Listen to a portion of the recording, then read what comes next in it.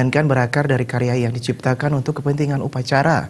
Kepentingan agama dan upacara agama dijalankan dengan satu tradisi adat istiadat yang juga diisi dengan unsur seni. Ini merupakan kelebihan Bali yang memiliki gamelan serta tarian.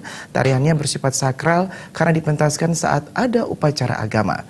Pernyataan tersebut disampaikan Gubernur Koster di hadapan awak media seusai penandatanganan keputusan bersama tentang penguatan dan pelindungan tari sakral Bali di Rumah Jabatan Gubernur Bali, Jaya Sabo dan Pasar.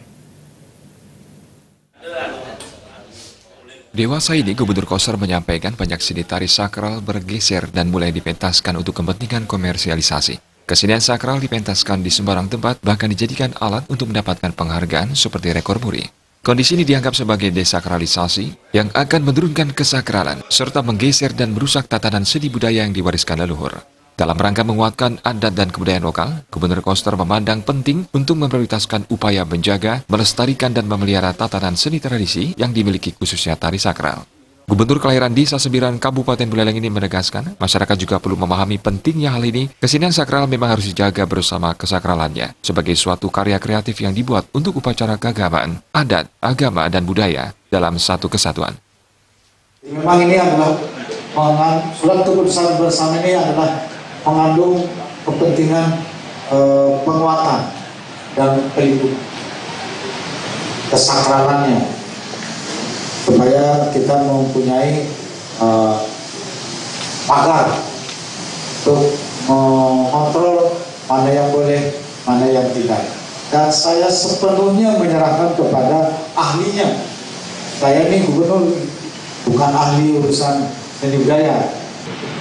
Tapi jangan sampai juga diartikan ini satu cara untuk membatasi atau mengekang. Sama sekali enggak. Isi Denpasar, sanggar-sanggar seni sekehe yang ada di mana-mana sangat didorong untuk berkreasi, menciptakan satu karya seni. Boleh berbasis kepada seni tradisi, seni sakral, tapi tentu berbeda di dalam harapan, kemasannya, namanya pun beda.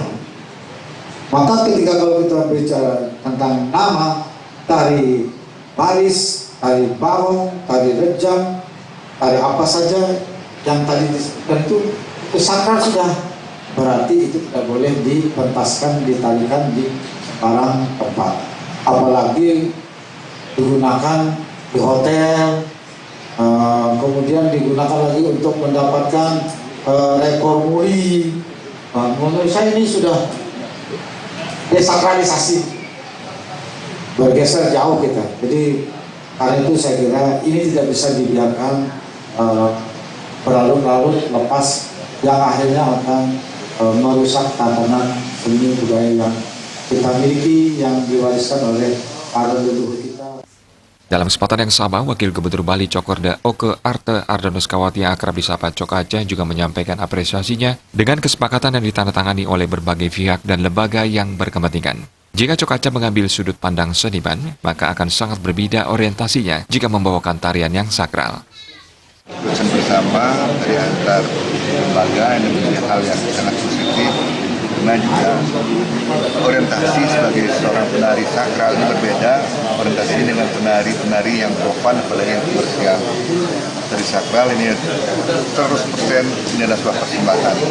Kami tidak berpikir bahwa tarian itu ditonton orang, tidak berpikir apa ada yang bertangan, berpikir semua dengan keikhlasan, itu sangat berbeda sekali. Nah, kalau tarian ini kemudian diperpanasasi, apalagi dikomersialisasi, tentu arahnya sudah menyimpang arahnya. Sementara itu, Rektor Institut Seni Indonesia ISI Denpasar, Profesor IGD Arya Sugiyarta menegaskan, keputusan bersama ini bukan mengekang kreativitas, namun upaya mendukung seni sakral ini di tempat yang semestinya. Unsur nilainya bisa berkembang lagi di masyarakat. Di kesempatan tersebut juga budayawan Imade Bandem menyebut pendataan tari sakral yang disusun tersebut berdasarkan kepada rumusan di tahun 1971 dengan klasifikasi bertajuk wali, bebali, dan bali-balian yang diartikan sebagai wali sakral atau bebali upacara dan bali-balian atau hiburan. Kadis Kebudayaan Provinsi Bali Iwayan Kun Anyana menyampaikan, dalam upaya penguatan dan pelindungan kebudayaan Bali sesuai visi Nangun Satkerti Loka Bali, melalui pola pembangunan semesta berencana menuju Bali era baru. Maka dibuat keputusan bersama tentang penguatan dan pelindungan tari sakral Bali yang ditandatangani oleh Ketua PADI Provinsi Bali I Gusti Ngurah Sudiana, Bendesa Agung Majelis Desa Adat Provinsi Bali Ide Penglingsir Agung Putra Sukahat, Ketua Umum Majelis Pertimbangan dan Pembinaan Kebudayaan atau Listibia Provinsi Bali Imade Bandem, Kepala Dinas Kebudayaan Provinsi Bali Iwayan Adnyada, dan Rektor ISIDin Pasar IGD Arya Sugiarta dengan mengetahui Gubernur Bali Wayan Koster, serta disaksikan Wakil Gubernur Bali Cokorde Oke Arte Ardana Sukawati dan Sekretaris Daerah Provinsi Bali Dewa Made Indra. Adapun jenis tari yang dimaksud antara lain tari rejang, tari sanghyang, tari baris gede, wayang lemah, topeng sidakarya, dan lain-lain dengan total 127 jenis tarian. Namun tidak menutup kemungkinan bisa bertambah lagi dengan melihat aspirasi dan usulan masyarakat. Indrawan, Bali TV.